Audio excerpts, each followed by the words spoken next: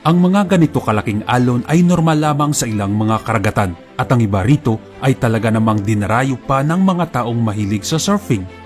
Ngunit may ilang mga pagkakataon na may mga delikadong alon at pagragasa ng tubig ang sumira na ng maraming ari-arian at kumitil ng maraming buhay. Sa video na ito pag-uusapan natin ang 10 pinakamalaking alon at pagragasa ng tubig na naitala sa kasaysayan.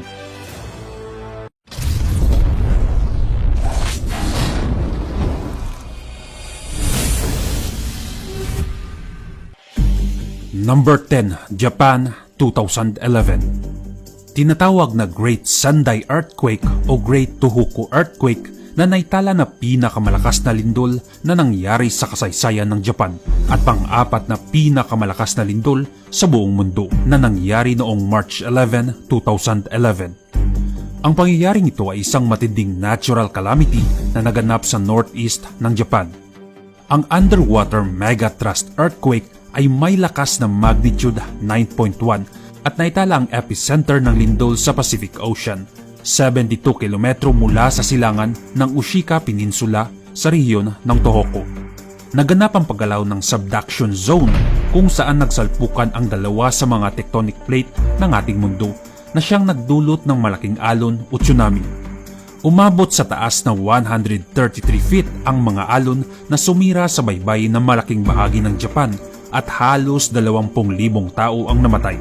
Mahigit 6,000 ang sugatan at hindi bababa sa 2,500 pa ang mga nawawala. Nagdulot din ito ng pagkasira ng Fukushima Nuclear Power Plant na isa pang trahedyang nangyari noong panahon na iyon.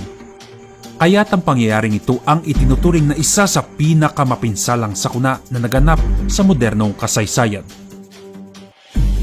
Number 9, Greenland, 2017. Taong 2017, isang malaking landslide ang naganap sa Karat Fjord sa western coast ng Greenland. Ang malaking tipak ng lupa ay dumiretso sa tubig na siyang nagdulot ng mapinsalang mega tsunami na umabot sa taas na 300 feet na tumama sa fishing village ng Nuugaatsiaq Peninsula. Ang pangyayaring ito ay walang anumang sinyalis o babala, kaya't nabigla na lamang ang mga residenteng naninirahan doon. 4 na tao ang nasawi. Siyamang sugatan at 11 bahay ang nawasak na dulot ng malakas na agos ng tubig. Hindi ganon kalaki ang casualty sa nangyari dahil kakaunti lamang ang mga naninirahan sa lugar. Unang inakala na ang mega tsunami ay dulot ng lindol, ngunit kalaunan ay natuklasan na ang landslide pala ang dahilan ng pagkampas ng malahiganting alon. Kaagad lumikas ang mga residente sa kalapit na isla upang makaiwas sa sakuna kung sakali mang maulit ang mapinsalang delubyo. Number 8, Indonesia, 2018. Isang magnitude 7.5 na lindol ang tumama sa lalawigan ng Central Sulawesi ng Indonesia noong September 28, 2018. Nagdulot ito ng tsunami na may taas na 20 feet above sea level at pagguho ng lupa na nagresulta sa malawakang pagkasira at pagkawala ng maraming bahay. Mahigit 2,000 tao ang namatay at 4,400 ang mga malubhang nasugatan ayon mismo sa Indonesia Disaster Management Agency. Halos 1.5 milyon na tao sa Central Sulawesi ang apektado at mahigit 68,000 na kabahayan doon ang nawasak. Hindi pa man nakabangon sa sakuna ay nasundan pa ito noong gabi ng December 22, 2018 kung saan mahigit 400 ang naulat na namatay matapos tumama ang tsunami sa Western Java at Southern Island ng Sumatra na umabot sa taas na 44 feet. Ang tsunami naman ito ay dulot ng pagsabog ng Anak Krakatoa Volcano na matatagpuan sa Sunda Strait sa pagitan ng Java at Sumatra. Number 7, Samoa, 2009. September 2009, isang lindol na may lakas na magnitude 8.1 ang tumama sa pagitan ng Samoa at American Samoa na teritoryo ng United States. Ang lindol ay nagdulot ng mapaminsalang tsunami na umabot sa taas na 72 feet at kumitil sa buhay ng halos 2,000 tao. Libo-libong kabahayan din ang nawasak at ang mga ari-arian ng mga residente ay inanod na lamang ng malalaking alon. Tinatayang mahigit $200 million ang napinsala o katumbas ng humigit kumulang 10 billion pesos.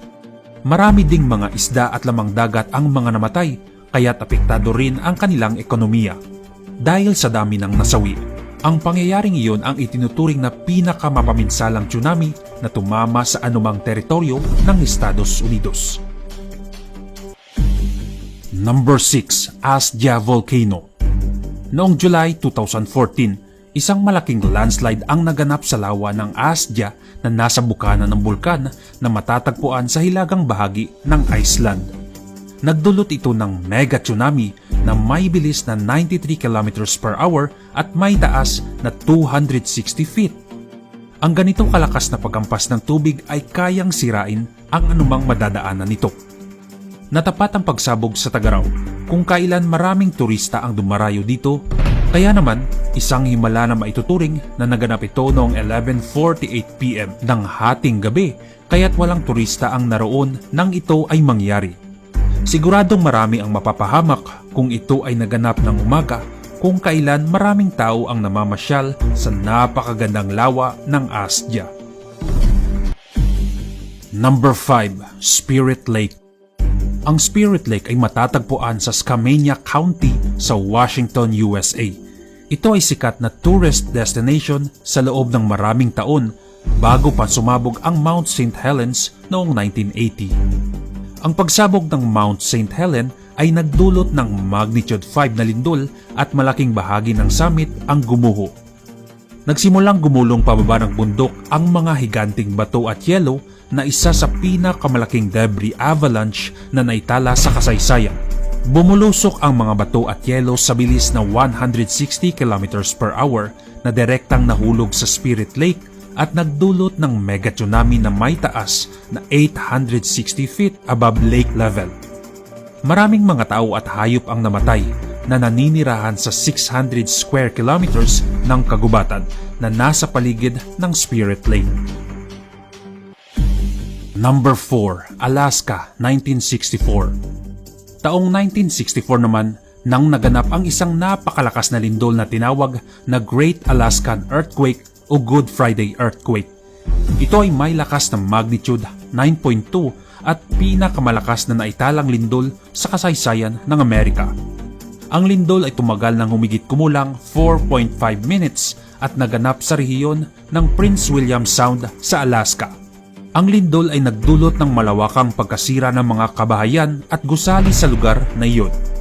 Ngunit hindi pa dito natapos ang nakakagimbal na pangyayari dahil ang lindol ay nagdulot ng landslide at mapinsalang tsunami na umabot sa taas na 220 feet. Umabot din ang tsunami sa mahigit 20 bansa, kabilang na ang Japan, New Zealand, Mexico at hanggang sa kontinente ng Antarctica. Umabot sa 131 ang mga namatay na dulot ng paglindol, landslide at napakalaking tsunami. Number 3. Mount Unzen, 1792. Ang Mount Unzen ay isang volcanic group na matatagpuan sa Nagasaki Prefecture sa bansang Japan. Taong 1792 nang sumabog ang bulkan at nagdulot ito ng isang malaking landslide. Dumiretso sa dagat ang mga gumuhong lupa na siya namang nagdulot ng tsunami na umabot ang taas na 330 feet. Mahigit 15,000 tao ang mga nasawi at marami sa mga nawawala ang hindi pa natagpuan pa. Taong 1991 naman nang nagkaroon muli ng pagsabog sa Mount Unzen na ikinabahala ng mga taga-Japan, ngunit sa kabutihang palad ay hindi ito naging malala at hindi na naukit ang maladilubyong sakuna. Gayunpaman, hindi nawawala ang mga pangamba ng mga taong naninirahan malapit dito dahil sa pinsalang nagawa nito na hindi malilimutan sa ating kasaysayan. Number 2. Lovatnet Lake. Ang napakagandang lawa ng Lovatnet ay matatagpuan sa bansang Norway. Sa kabila ng kagandahan nito, isang kalunos-lunos na pangyayari ang naganap dito. Taong 1905, isang pagguho ng lupa ang naganap sa bahagi ng bundok na nahulog mula sa taas na 500 meters at dumiretso patungo sa lawa. Nagdulot ito ng tsunami na may taas na umabot sa 131 feet at tumampas sa kalapit na lugar. 61 tao ang namatay 50 kabahayan ang nasira at 80 mga boathouse ang nawala dahil sa malakas na alon. Taong 1936 naman, isang pagguho ng lupa ang muling naganap at mas malakas pa kaysa sa unang pangyayari. Ang laki ng gumuhong parte ay mahahalin tulad sa dalawang Eiffel Tower na bumagsak sa lawa. Lahat ng mga taniman ay nasira at 74 na tao ang mga nasawi dahil sa pangyayaring ito. Ang trahedyang ito ang itinuturing na pinakamalaking natural disaster na naganap sa Norwegian history. Number 1. Vanjont Dam. Ang dam na ito na matatagpuan sa Northern Italy ay may taas na 860 feet at isa sa pinakamataas na dam sa buong mundo. Ito ay itinayo sa pagitan ng taong 1957 at 1960 upang makapagbigay ng supply ng tubig at kuryente sa mga kalapit na lugar. Ngunit isang di inaasahang pangyayari ang naganap noong 1963 na gumimbal sa mga residente na naninirahan malapit sa dam. Habang pinupuno ng tubig ang dam, nagkaroon ng pagguho ng lupa na nagdulot ng mega tsunami sa lawa. Maraming tubig ang kumawala sa dam na umantong sa napakalaking pagbaha at pagkawasak ng maraming kabahayan sa lugar. Halos 50 million cubic meters ng tubig ang rumagasa sa komunidad na umabot sa taas na 250 meters. Tinatayang 1,900 hanggang 2,500 ang lahat ng nasawi sa naganap na sakuna.